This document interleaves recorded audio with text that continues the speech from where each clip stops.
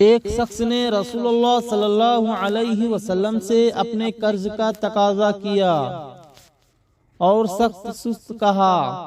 صحابہ رضی اللہ عنہم نے اس کو سزا دینی چاہیے، تو آپ صلی اللہ علیہ وسلم نے فرمایا کہ اسے کہنے دو، صاحب حق کے لیے کہنے کا حق ہوتا ہے،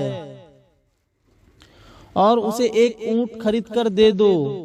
لوگوں نے عرض کیا کہ اس کے اونٹ سے جو اس نے آپ کو قرض دیا تھا اچھی عمر کا ہی اونٹ مل رہا ہے۔ آپ نے فرمایا کہ وہی خرید کر اسے دے دو، کیونکہ تم میں اچھا وہی ہے جو قرض ادا کرنے میں سب سے اچھا ہو۔ میں نے نبی کریم صلی اللہ علیہ وسلم سے سنا، آپ صلی اللہ علیہ وسلم نے فرمایا کہ ایک شخص کا انتقال ہوا، قبر میں اس سے سوال ہوا، تمہارے پاس کوئی نیکی ہے؟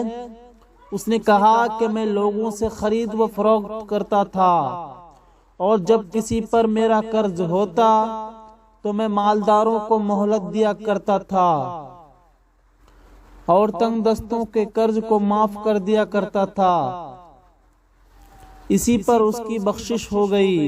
ابو مسعود رضی اللہ عنہ نے بیان کیا کہ میں نے یہی نبی کریم صلی اللہ علیہ وسلم سے سنا۔